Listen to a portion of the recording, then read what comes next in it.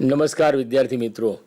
ગુજરાત માધ્યમિક અને ઉચ્ચતર માધ્યમિક શિક્ષણ બોર્ડ ગાંધીનગર દ્વારા આયોજિત ધોરણ 9 નવો અભ્યાસક્રમ ગણિત વિષયમાં પ્રકરણ નંબર 1 એનસીઈઆરટી પર આધારિત જે પુસ્તક જે છે એમાં સંખ્યા પદ્ધતિ આપણે ગત એપિસોડમાં જોયું હતું. 4 સંખ્યાઓનો જે જથ્થો જે હતો એ એન, ડબલ્યુ, ઝેડ અને ક્યુ, અને ક્યુને આપણે સમય સંખ્યા કીધી હતી. અને એક નાનું પુનરાવર્તન લઈ લઈએ. ગણેન પ્રાકૃતિક સંખ્યાઓ, ધન પૂર્ણાંક સંખ્યાઓ, સૌથી નાની સંખ્યા 1, 2, 3, 4 થી શરૂ, એક સૌથી નાની સંખ્યા, એકથી ક્રમશઃ એક એક ઉમારતા જાઓ એવી ઘણી બધી સંખ્યાઓ, એવી અનંત સંખ્યાઓ એ પ્રાકૃતિક સંખ્યાઓ. જ્યારે પૂર્ણ સંખ્યાઓ જે ડબલ્યુ હોલ નંબર્સ, એમાં શૂન્યનો સમાવેશ જે સંખ્યા રેખા ઉપરથી આપણે જોયું હતું. તો એકની ડાબી બાજુએ જતાં શૂન્ય સૌથી પહેલી આવે છે અને શૂન્યને આપણે પેલા થેલામાં મૂકી દીધું એટલે બધી પૂર્ણ સંખ્યાઓ મળી. અને પૂર્ણ સંખ્યાઓ 0, 1, 2, 3 થી માંડીને અનંત સંખ્યાઓ એ આપણી પૂર્ણ સંખ્યાઓનો સમૂહ, જેને આપણે હોલ ડબલ્યુ વડે દર્શાવ્યો. અને એવી રીતે શૂન્યની પાછી ડાબી બાજુ જે જોવા જઈએ તો બધી ઋણ સંખ્યાઓ, ઋણ પૂર્ણાંક સંખ્યાઓ, એટલે ધન પૂર્ણાંક સંખ્યાઓ, ઋણ પૂર્ણાંક સંખ્યાઓ અને શૂન્ય, એને ઝેડ વડે દર્શાવ્યો. એને ઇન્ટીજર્સ નંબર કીધા આપણે મિત્રો. અને આ બધી સંખ્યાઓ સિવાયની ઉપરાંતની સંખ્યાઓ જે અંશ અને છેદવાળી અપૂર્ણાંક સંખ્યાઓ જે કહેતા હતા એને આપણે સમય સંખ્યાઓ કીધી. અને સમય સંખ્યાઓનો ગણ સમૂહ જે કહીશું, ગણની જગ્યાએ સમૂહ જે છે, સમય સંખ્યાઓનો જથ્થો એ આપણે ક્યુ તરીકે આપણે ધ્યાન રાખીશું. અને ક્યુની અંદર આ બધી જ સંખ્યાઓ ઉપરાંત બધી અપૂર્ણાંક સંખ્યાઓ પણ અંદર આવેલી છે. અને આના સંદર્ભે આપણે કેટલાક સ્વાધ્યાયની અંદર એની વ્યાખ્યા પણ જોઈ હતી ગત વખતે. ફરી વખત સમજીએ. પી અને ક્યુ પૂર્ણાંક હોય અને ક્યુ શૂન્યેતર સંખ્યા હોય, અને જો આરને પીના છેદના ક્યુના સ્વરૂપમાં દર્શાવીએ તો આર એ સમય સંખ્યા કહીશું. અને એવી સંખ્યાઓના માટે આપણે સ્વાધ્યાયમાં કેટલાક મહત્ત્વની બાબતોના પરિણામો વિશે વાત કરીએ. સત્ય અને અસત્ય વિધાનોની વાત કરવી છે. એ મુદ્દાઓને આપણે ધ્યાનથી લઈશું. પરીક્ષાની અંદર અનેક રીતે આપણને પૂછી શકે. પહેલાં પણ આપણે વાત કરી ગયા હતા કેટલાક મુદ્દાઓ કેવી રીતે યાદ રાખવા અને કયા સ્વરૂપે યાદ રાખવા. જોડકાઓ સ્વરૂપે પણ હોઈ શકે, કોઈ પણ રીતે હોઈ શકે. પણ આપણે એક વસ્તુ ધ્યાન રાખવાની છે, પરીક્ષાની અંદર આવા પારિભાષિક શબ્દો સાથે તેના સંકેતો, એના ઉલ્લેખો, કઈ કઈ સંખ્યાઓ આવેલી છે, કેવું એનું સ્વરૂપ છે, એ બધા મુદ્દાઓ જો આપણે ધ્યાન રાખીશું તો બહુ સરળ રહેશે અને પૂરેપૂરા ગુણભાર આપણે મેળવી શકીશું. મિત્રો, આ સાથે બીજો એક મહત્ત્વનો મુદ્દો કે કેટલાક પરિણામો જે છે આપણે જોઈશું પ્રેઝન્ટેશનમાં. જોઈએ આપણે પ્રેઝન્ટેશન. સામાન્ય રીતે પ્રેઝન્ટેશનની અંદર આપણે જોઈએ તો કેટલાક મુદ્દાઓ આપણે ઉદાહરણ તરીકે નીચેના વિધાનો સત્ય કે અસત્ય, કારણ સહિત જવાબ આપો. જોયું મિત્રો? પહેલું જે છે, પહેલા જેટલા વિધાનો આપણને આપેલા છે એ બધા વાંચી લઈશું. દરેક પૂર્ણ સંખ્યા એ પ્રાકૃતિક સંખ્યા છે.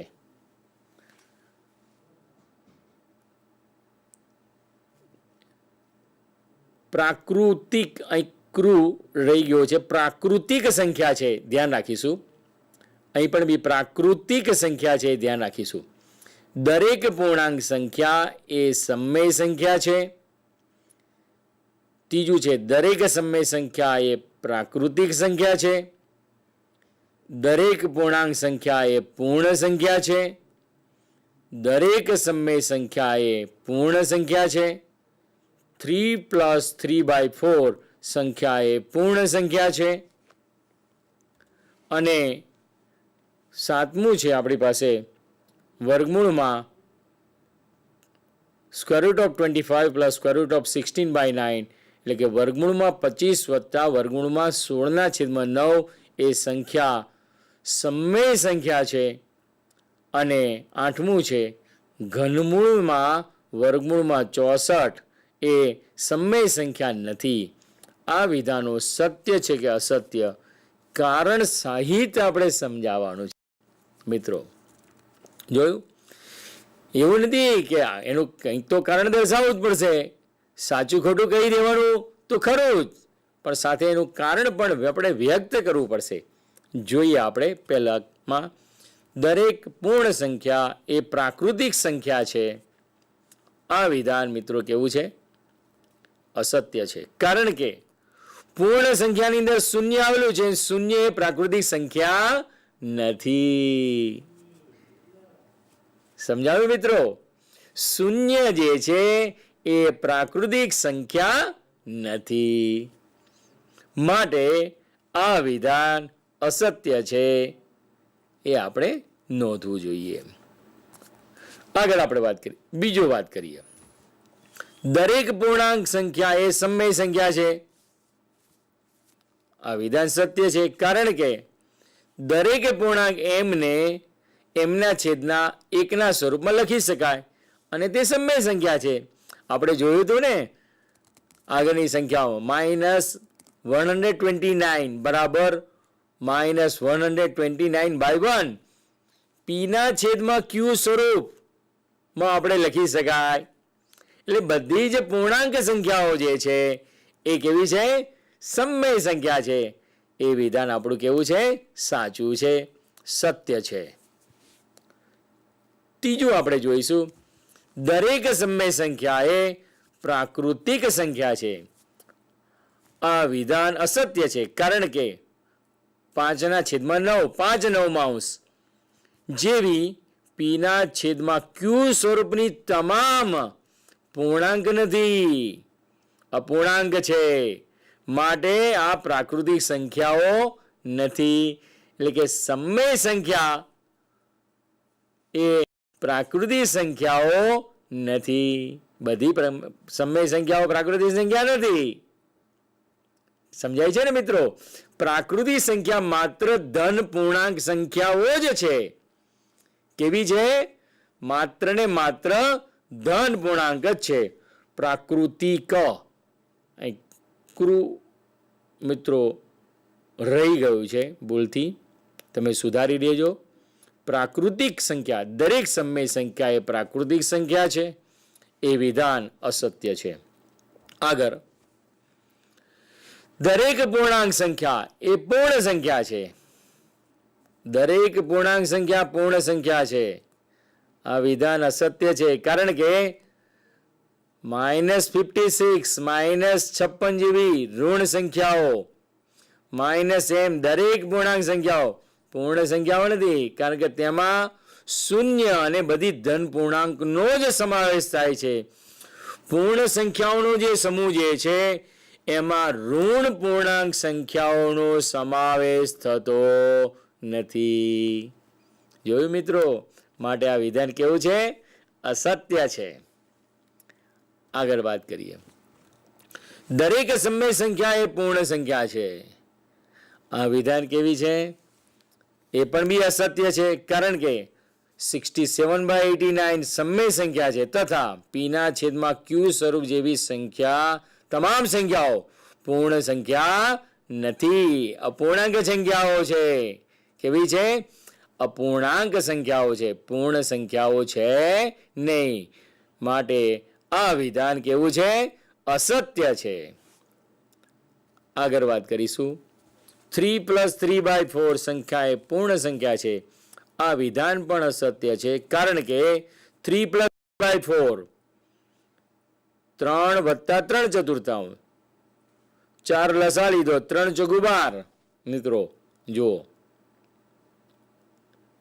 આ 4 છેદમાં છે એને લસા લીધો તો 3 × 12 12 + 3 15 15/4 15/4 જેવી એટલે કે P/Q સ્વરૂપની પૂર્ણ સંખ્યાઓ છે નહીં. 15/4 15/4 કેવી છે? અપૂર્ણાંક સંખ્યા છે, એ પૂર્ણ સંખ્યા છે નહીં. માટે 3 + 3/4 સંખ્યા એ પૂર્ણ સંખ્યા નથી. આ વિધાન અસત્ય છે. આગળ વાત કરીએ. 7મું છે વર્ગમૂળમાં 25 + વર્ગમૂળમાં 16/9 સમમેય સંખ્યા છે. મિત્રો આ વિધાન સત્ય છે, કારણ કે આપણે સાદુરૂપ આપીએ. 25નું વર્ગમૂળ શું થશે મિત્રો? જુઓ, આ 25 છે, વર્ગમૂળમાં 25 છે, એનું વર્ગમૂળ શું થશે? 5 વત્તાની નિશાની. 16/9નું વર્ગમૂળ 16નું વર્ગમૂળ 4, 9નું વર્ગમૂળ 3, એટલે 5 + 4/3. 3 લસા લઈએ, 5 × 15, 15 + 4 19, 19/3. અને 19/3 એ સંખ્યા કેવી છે? સમમેય સંખ્યા છે. માટે આ વિધાન કેવું છે? સાચું છે. મિત્રો એ ગણતરી કરવી પડશે. એમને એમ તમે વિચારીને લખી નાખશો તો આ વિધાન ખોટું છે, અસત્ય છે, તો આપણો માર્ક જશે.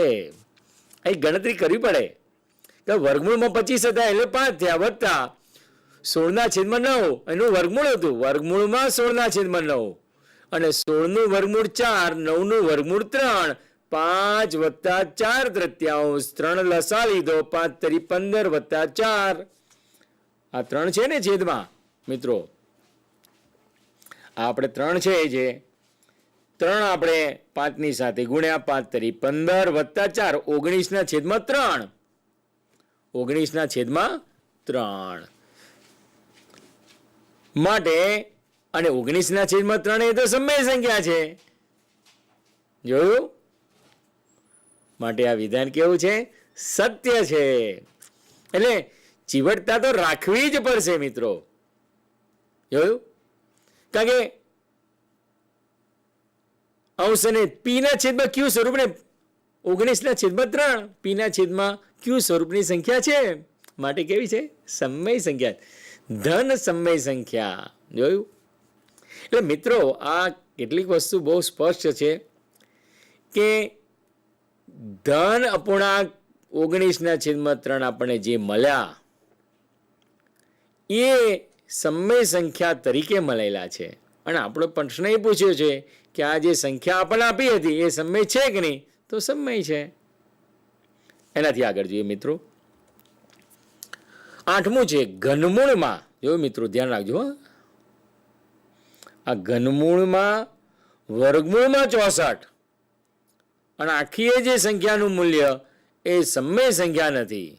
મિત્રો ઘનમૂળમાં 64 એટલે શું? 64નું વર્ગમૂળ છે અંદર 64, 8નો વર્ગ, 8ના વર્ગનું વર્ગમૂળ એટલે શું થયું મિત્રો? તમે જુઓ, 64 હતું, 64 એટલે 8નો વર્ગ, એનું વર્ગમૂળ લીધું આપણે મિત્રો, અને વર્ગમૂળ જે આવ્યું એ 8 આવ્યું. હવે 8 જે છે, 8 એટલે શું છે? 2 ગુણાકારમાં 2 ગુણાકારમાં 2 એટલે 2ની ઉપર 3 ઘાત. જો મારું કર્સર છે એ પ્રમાણે. અને ઘનમૂળમાં કેટલા છે? 8 છે. હવે ઘનમૂળમાં 8 છે તો 2ની પર 3 ઘાત. ઘનમૂળમાં 8 એટલે શું કહેવાય? એના સંકેતની જગ્યાએ શું લખાય? 1/3. કૌંસની અંદરની ઘાત, બહારની ઘાત, ઘાતાંકનો ગુણાકાર. 3 ઉડી ગયા એટલે શું જવાબ આવ્યો? 2. અને 2 તો સમમેય સંખ્યા નથી એમ કહે છે. તો આ સમમેય સંખ્યા નથી મિત્રો. શું કહે છે? આ સમમેય સંખ્યા નથી. આ સમમેય સંખ્યા છે. માટે જે વિધાન લખ્યું છે એ સમમેય સંખ્યા નથી. તો આપેલ વિધાન કેવું છે? અસત્ય છે. કેવું છે મિત્રો? આપેલ વિધાન અસત્ય છે. મિત્રો અહીંયા આગળ જોયું, 2 મહત્વની વસ્તુ સમજવાની છે. એક તો વર્ગમૂળની નિશાની, ઘનમૂળની નિશાની અને ઘાતાંકના નિયમો. વર્ગમૂળની નિશાનીમાં 64નું વર્ગમૂળ હતું એટલે આપણે 8 મળ્યું. 64 એટલે 8નો વર્ગ થાય. વર્ગમૂળની નિશાની જગ્યાએ 1/2 લખાય. કૌંસની અંદરની ઘાત બહારની ઘાતનો ગુણાકાર. ઘાતાંકના નિયમો આપણે યાદ કરવા પડશે. અને કૌંસની અંદરની ઘાત બહારની ઘાતનો ગુણાકાર કરતા 2 ઉડી જતા આપણને 8, 64નું વર્ગમૂળ 8 મળશે. 8 એ 2ની ઉપર 3 ઘાત છે. ઘનમૂળની નિશાની જગ્યાએ 1/3 લખાય.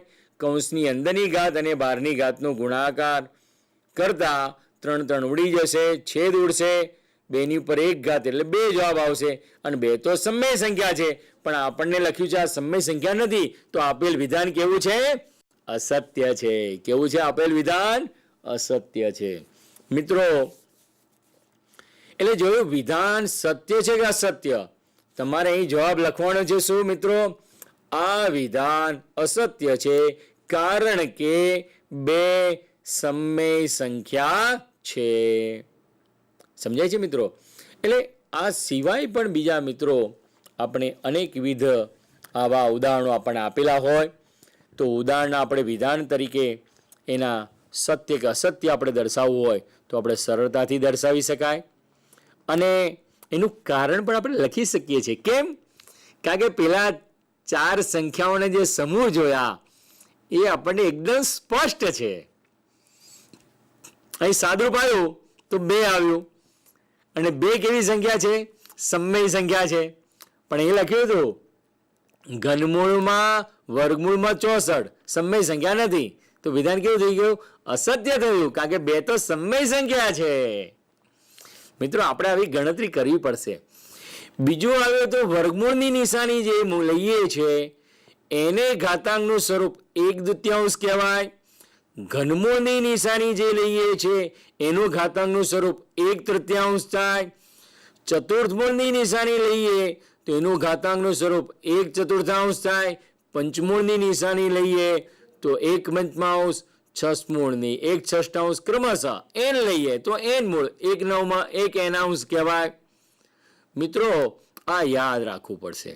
બીજું, કૌંસની અંદરની ઘાત બહારની ઘાતનો ગુણાકાર થાય. એ ઘાતાંકના નિયમો છે મિત્રો. જ્યારે કોઈ પણ સંખ્યાની પર ઘાત આવેલી હોય તો એ ઘાત અને કૌંસની બહારની ઘાત, જે સંખ્યા 2ની પર 3 ઘાત હતી, કૌંસ પૂરો હતો અને 1/3 આપેલા, તો કૌંસની અંદરની ઘાત બહારની ઘાતનો ગુણાકાર 3 ગુણાકારમાં 1/3, 3 જતા રહ્યા. આપણે શું મળ્યું? 2ની ઉપર 1 ઘાત આપણને સ્પષ્ટ થઈ ગઈ. જોયું મિત્રો?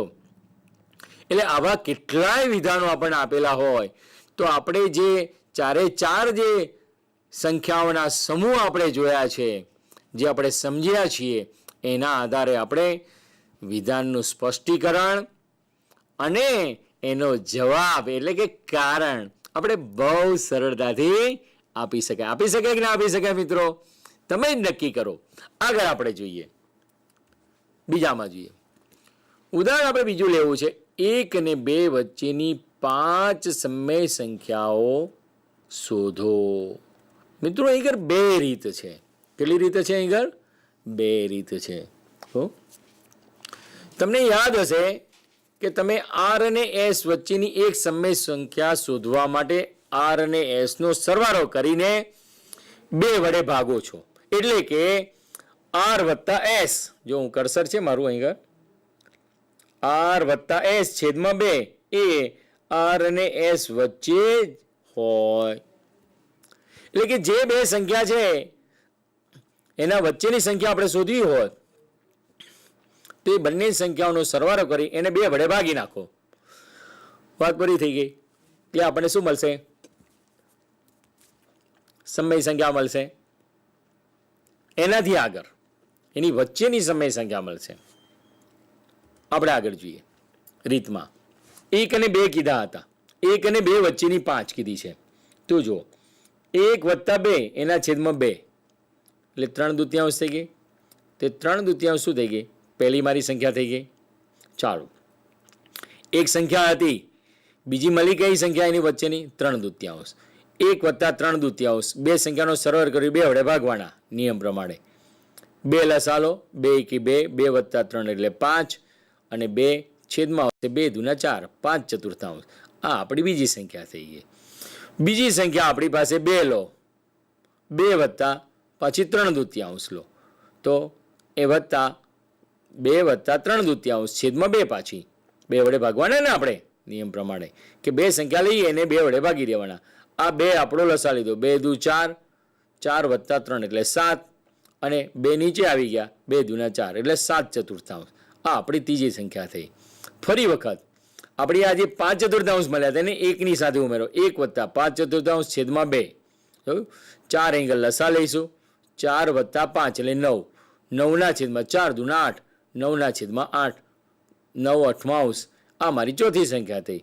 એવી રીતે બીજી સંખ્યા છે 2 વત્તા 5/4 તો 4 દુના 8, 8ના 5 13 અને 4 નીચે આવશે 13ના છેદમાં 8. આ આપણી શું થઈ ગઈ? 5 સંખ્યાઓ. મિત્રો સમજાય છે તમને? જે સંખ્યા હતી એ 2 સંખ્યાનો સરવાળો કરો, 2 વડે ભાગી નાખો. આપેલી સંખ્યા જે છે વારા પરથી વારા જે સંખ્યાઓ હતી એની સાથે ઉમેરો અને 2 વડે ભાગો. જે પરિણામ આવે એ બીજી સંખ્યા થશે. બીજી સંખ્યા લો, આપેલ પરિણામ ઉમેરો. એ રીતે કરતાં આપણને કેટલી સંખ્યા મળી? આપણને 5 સંખ્યાઓ મળે છે.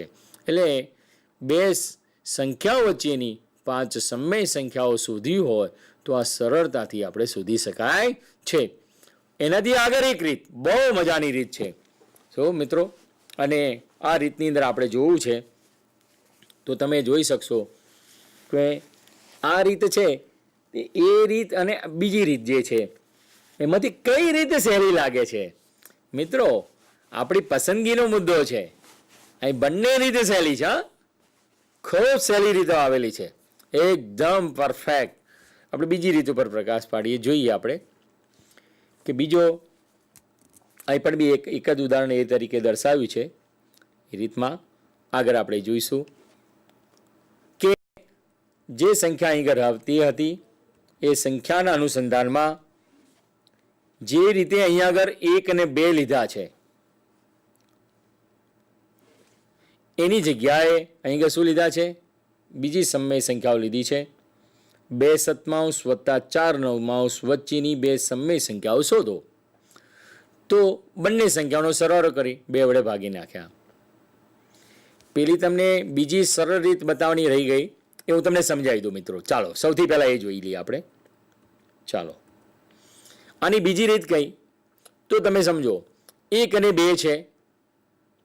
કેટલી સંખ્યાઓ શોધી છે? 5. તો 5માં 1 ઉમેરી દો તો 5 વત્તા કેટલા થઈ ગયા? 6. હવે આ બંને સંખ્યા નીચે 6 મૂકી દો.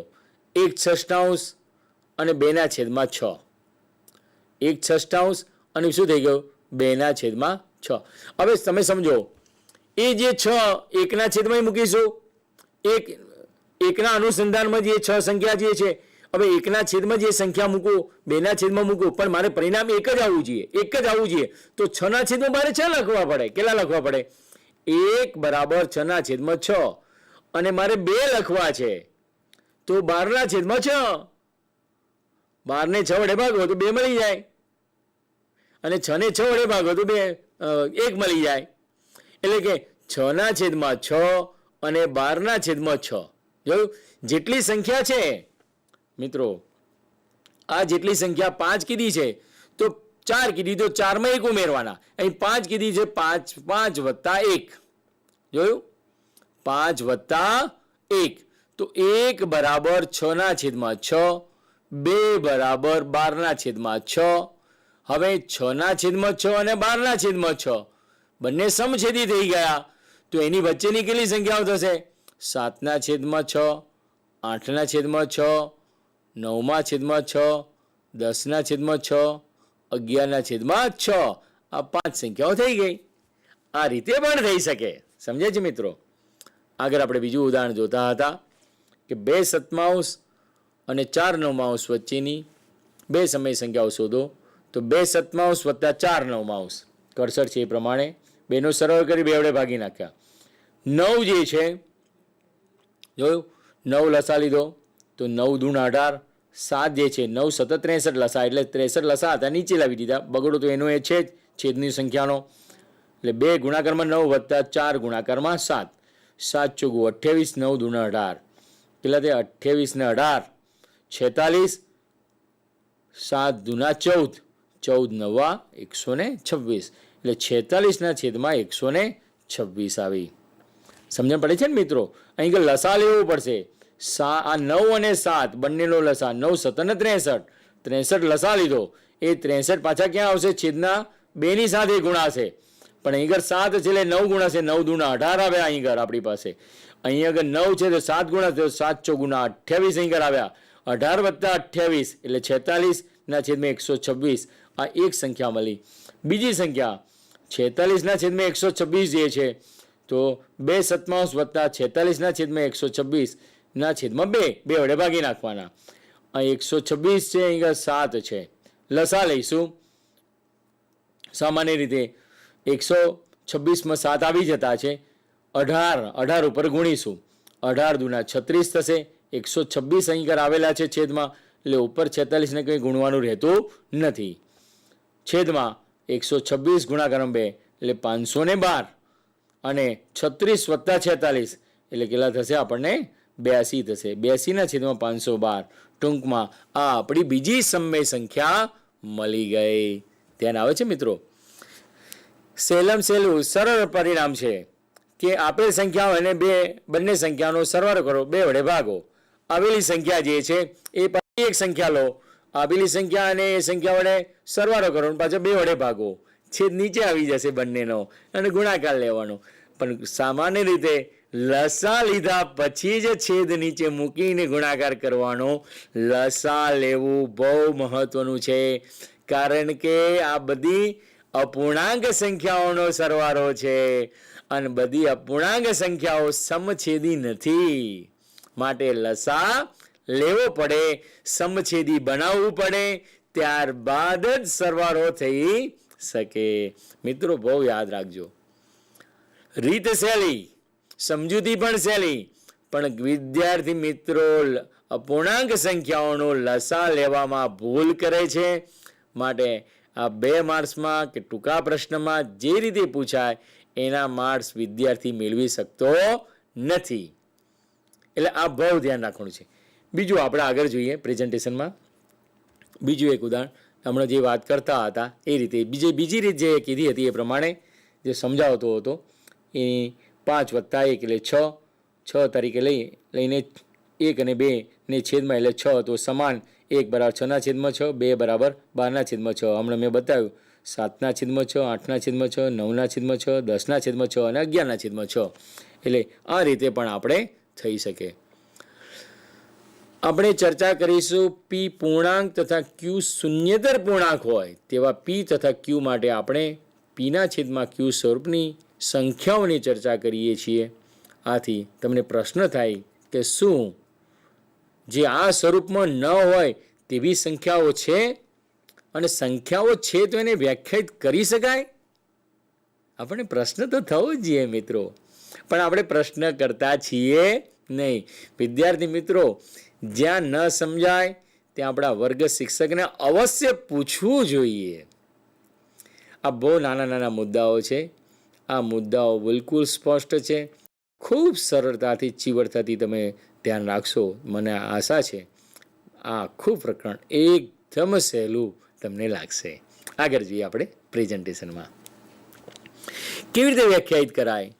તો જો સંખ્યા એસ ને પૂર્ણાંક અને ક્યુ શૂન્યેતર પૂર્ણાંક હોય તેવા પી ક્યુ માટે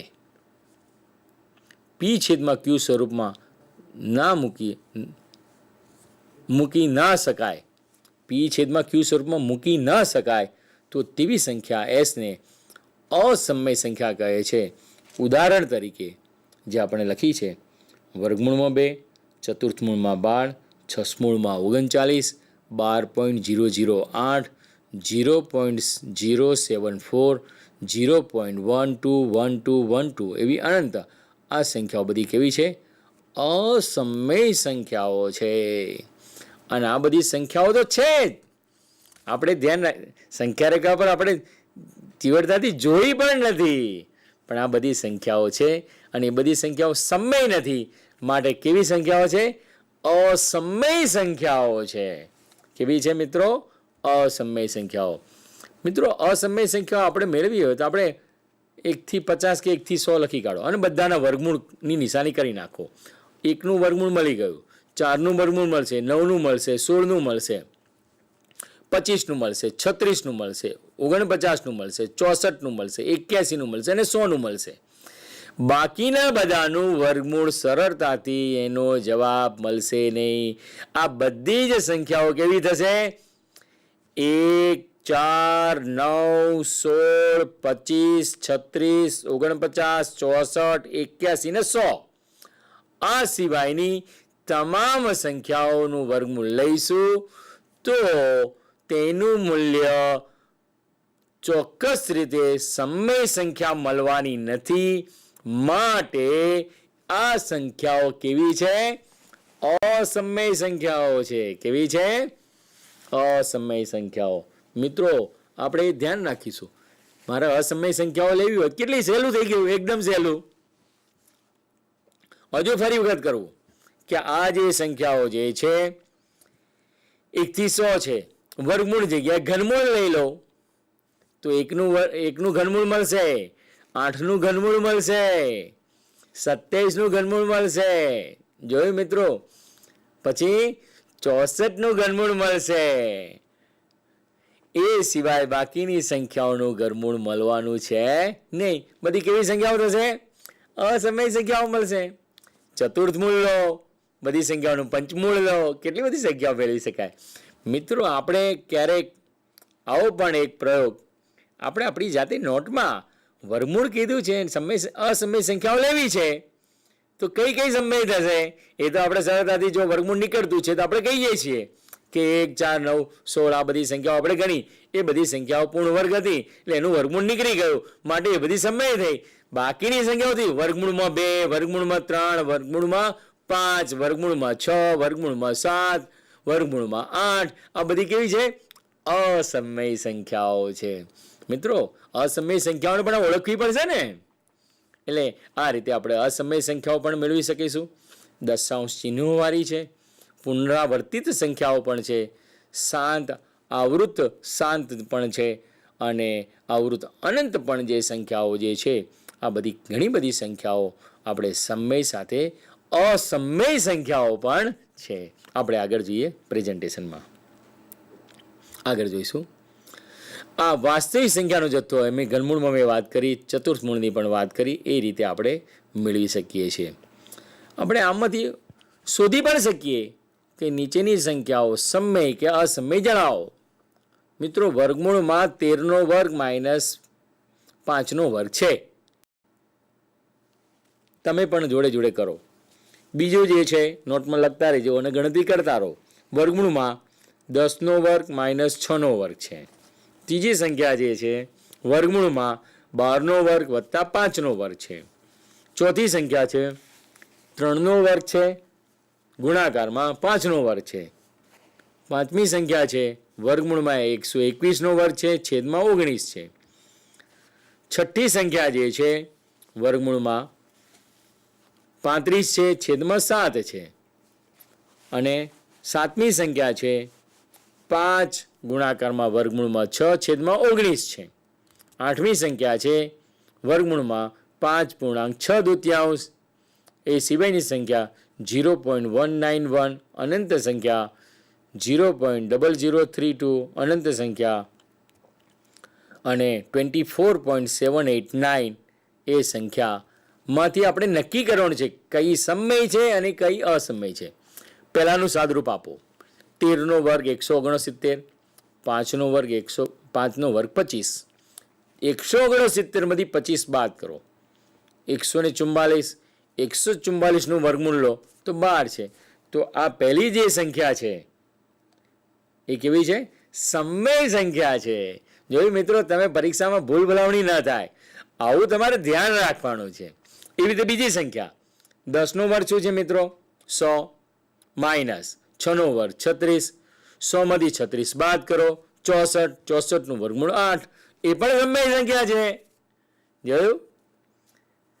ત્રીજી સંખ્યા 12નો વર્ગ 144, 5નો વર્ગ 25. 144 વત્તા 25 169. 169 13નો વર્ગ છે એટલે કે 12નો વર્ગ વર્ગમૂળમાં 12નો વર્ગ વત્તા 5નો વર્ગ 169 થયા. અને 169નું વર્ગમૂળ 13 સંખ્યા છે, માટે એ પણ બી સમય સંખ્યા છે. ચોથી સંખ્યા વર્ગમૂળમાં 3નો વર્ગ ગુણાકારમાં 5નો વર્ગ છે. 3નો વર્ગ છે, વર્ગમૂળ છે એટલે 3 આવ્યા, 5નો વર્ગ છે એનું વર્ગમૂળ નીકળે એટલે 5 આવ્યા. 3 5 15, 15 એ સમય સંખ્યા છે. એવી રીતે પાંચમી સંખ્યા વર્ગમૂળમાં 121નો વર્ગ, વર્ગમૂળની નિશાની વર્ગ નીકળી ગયા, 121/19 સમય સંખ્યા છે. વર્ગમૂળમાં 35/7 છે. 35માં કોઈ વિભાજિત થઈને વર્ગમૂળની અંદર બહાર આવી શકતું છે નહીં, માટે આ કેવી સંખ્યા છે? વર્ગમૂળમાં 35/7 અસમય સંખ્યા છે. 5 વર્ગમૂળમાં 6/19 એ પણ બી કોઈ છેદ ઉડતો નથી, કોઈ સામાન્ય અવયવ છે નહીં, માટે કેવી સંખ્યા છે? એ પણ અસમય સંખ્યા છે. વર્ગમૂળમાં 5.6. તમે સમજો મિત્રો, 5.6. 5 ઇન્ટીજર 6/2. તો આપણે શું કરવાનું મિત્રો? અહીં આગળ આ બે જે છે 5 વડે 5ની સાથે ગુણો, 5 દુના 10 વત્તા 6 ઉમેરો તો 16/2. 16નું વર્ગમૂળ 4. જોયું? 5 દુ 10, 10 વત્તા 6, 10 ને 6 16, 16/2 બરાબર. 16નું વર્ગમૂળ 4 બરાબર. છેદમાં વર્ગમૂળ જે છે 16/2 છે ને.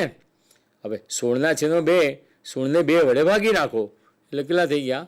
8 થયા. અને 8નું વર્ગમૂળ સરળતાથી મળી શકતું છે નહીં. 2 વર્ગમૂળમાં 2, માટે આ કેવી છે?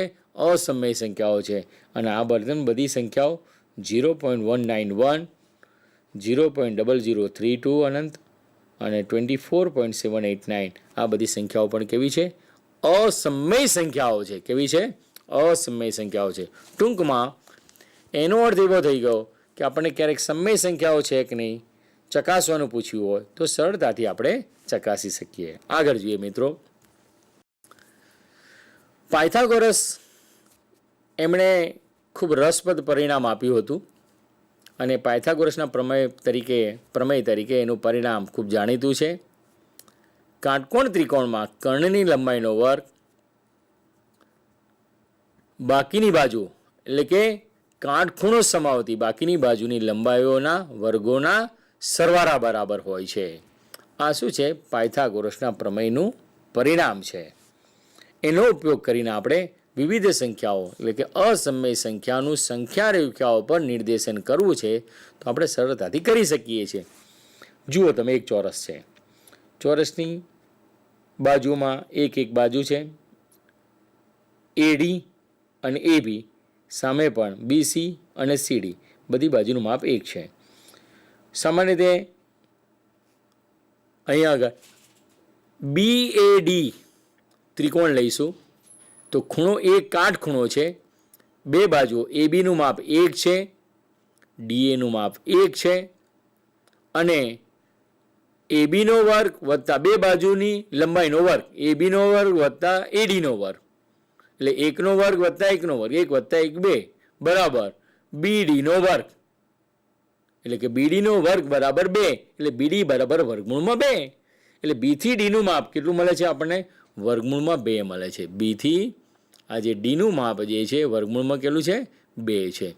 હવે ઓને કેન્દ્ર કહો અને પરિકર લઈને આપણે ઓથી બી જેટલી ત્રિજ્યા લઈ આપણે આગળ સંખ્યા રેખાઓ પર ચાપ લગાવો. આમ અહીં ચાપ લગાવીશું, વર્ગમૂળમાં 2 મળશે એટલે કે સંખ્યા રેખાઓ પર વર્ગમૂળમાં 2નું નિરૂપણ થઈ જશે. એનો અર્થ એવો થઈ ગયો બિંદુ ઓથી ડી અને ઓથી બી. બિંદુ સમજો મિત્રો,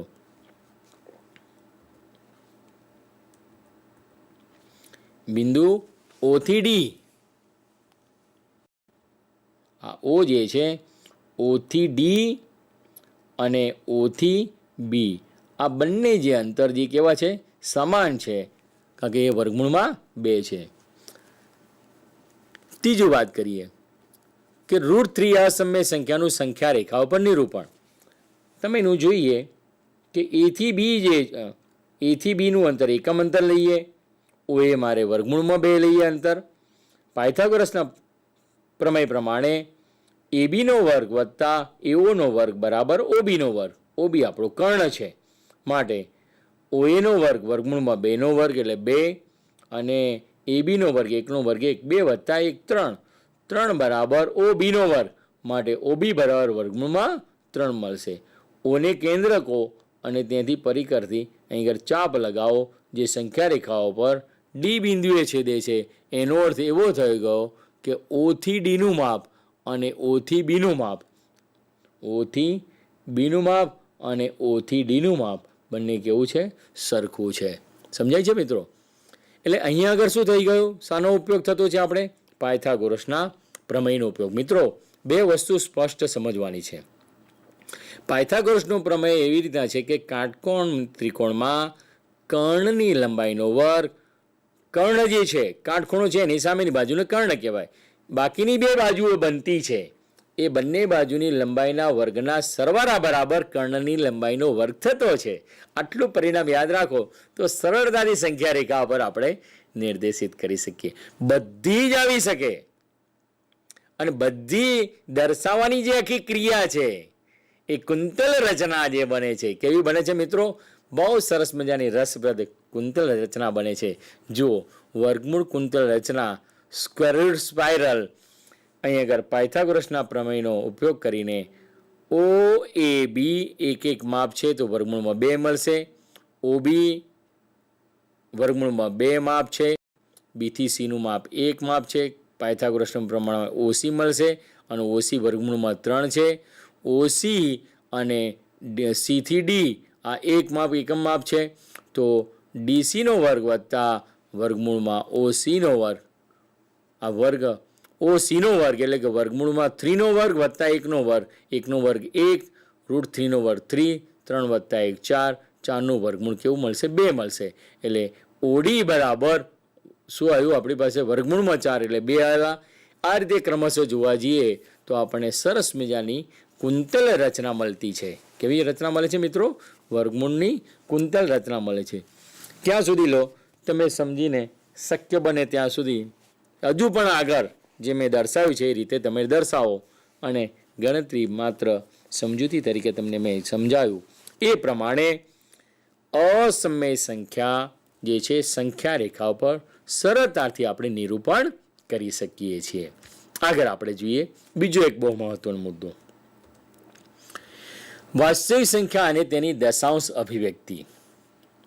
આપણે જુઓ, ભાગાકાર જે છે, ભાગાકારની જે કહેવાય લોંગ મેથડ ડિવિઝનની, એટલે કે પુનરાવર્તિત 1ને 3 વડે ભાગો, દશાંશ અભિવ્યક્તિ મેળવો.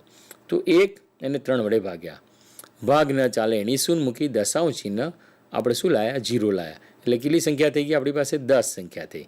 3 તરીના 9, પાછા 3 મૂક્યા, નીચે 9 મૂક્યા, 10માંથી 9 ગયા તો 1 વધ્યા, પછી શૂન્ય મૂક્યું, પાછા 3 તરીના 9, ઉપરથી શૂન્ય ઉતારો એટલે પાછા 3 મૂક્યા, અહીં 3 તરીના 9 લખ્યા, 1 પાછા શૂન્ય અહીં મૂકાણા, પાછા 3 વડે ભાગ ચલાવ્યા, 10 થયા એટલે 3 તરીના 9, એટલે 10માંથી 9 ગયા તો કેટલા વધ્યા? 1 વધ્યા. આ ક્યાં સુધી ચાલશે મિત્રો? ચાલે જ જશે, ચાલે જ જશે. એનો અર્થ એ થઈ ગયો આપણને શેષ શું મળે છે? દર વખતે શેષ આપણને 1 મળે છે. ભાજક આપણું 3 છે, માટે 1/3 બરાબર 0.333 ક્યાં સુધી? અનંત સુધી. અને એને બીજી રીતે દર્શાવવું, 0.3 એની ઉપર ટપકું લખો અથવા 0.3 એની ઉપર એક લીટી દોરો નાની, તો એને અનંત આવૃત કહે છે. મિત્રો, આ દશાંશ અભિવ્યક્તિ અનંત આવૃત માટેની છે. અનંત આવૃત કહીશું જે દશાંશનું જે વાસ્તવિક સંખ્યાઓ જે છે એ વાસ્તવિક સંખ્યાઓનું કેવું સ્વરૂપ અહીં કહીશું? અનંત આવૃત સ્વરૂપ તરીકે આપણે લઈશું. એટલે કે આ સુધી કેવું? ભાગાકારની પદ્ધતિ. શેષ મને 1 મળે છે, ભાજક મારો 3 છે. એનો અર્થ થઈ ગયો 1/3 બરાબર 0.3333 ક્યાં સુધી? અનંત સુધી. અને એને બે જે સંકેત બોક્સમાં અહીં દર્શાવ્યા છે ખૂબ જ રસપ્રદ છે. જે સંખ્યાનું વારંવાર પુનરાવર્તન થતું છે તે સંખ્યાની ઉપર આપણે ટપકું મૂકીએ છીએ, અથવા 0 જે સંખ્યાનું વારંવાર પુનરાવર્તન થતું છે એની એ સંખ્યાની ઉપર એક નાની લીટી દોરીએ છીએ. બીજો આપણે એક જોઈએ વાસ્તવિક સંખ્યાનું દશાંશ અભિવ્યક્તિમાં 3/8 જે છે, જોયું, 3 ને 8 વડે ભાગીએ છીએ. જુઓ તો 3 ને આપણે 8 વડે ભાગતા તો 3 ભાજ્ય ભાજક આપણું 8 છે, ભાગના ચાલે નિઃશૂન્ય, દશાંશ ચિહ્ન, શૂન્ય મૂક્યા 30 થયા, 8 તરીના 24, 30માંથી 24 બાદ કર્યા, 6 વધ્યા.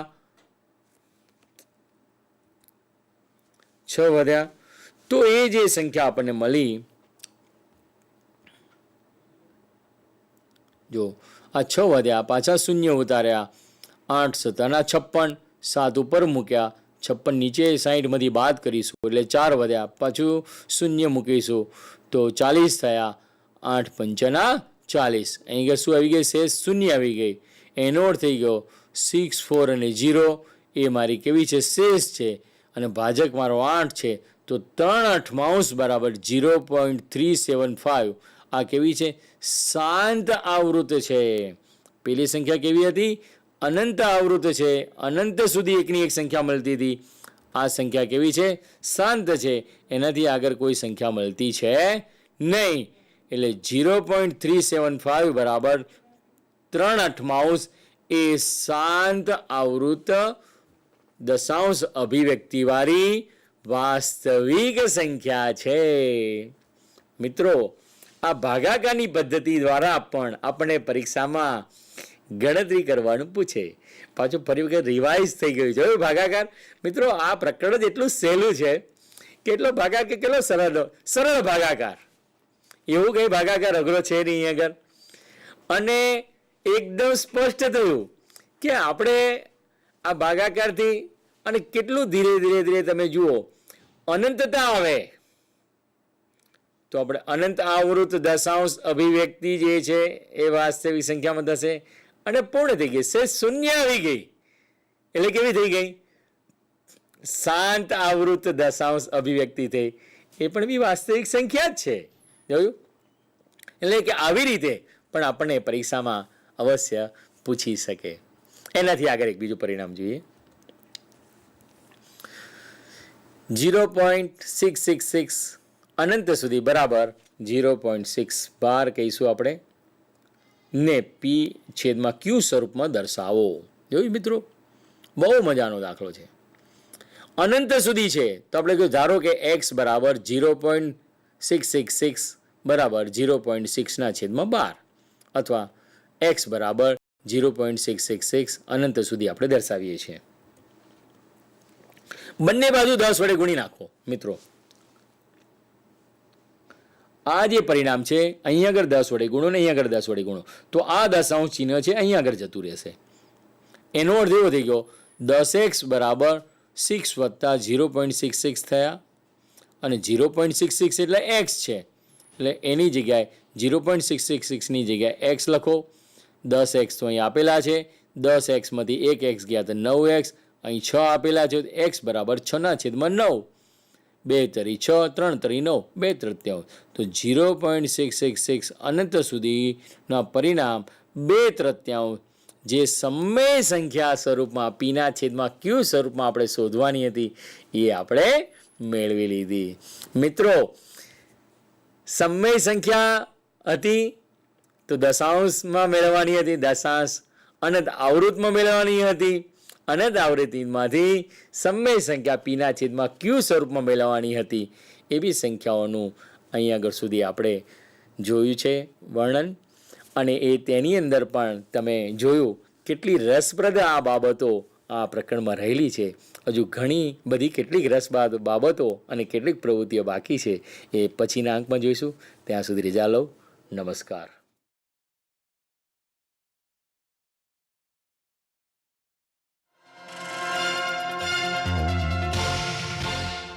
આપણે મોટા સાગર તરફ પ્રયાણ કરવાનું છે. આ અઘરું છે, ધીરજની કસોટી છે. પણ ધીરજની કસોટી જે છે એ જ મનુષ્ય હોઈ શકે. જે મનુષ્યમાં ધૈર્ય ન હોય, આવનારા દિવસોની તાકાત ન હોય, એ મનુષ્ય તરીકે નિષ્ફળ જાય છે.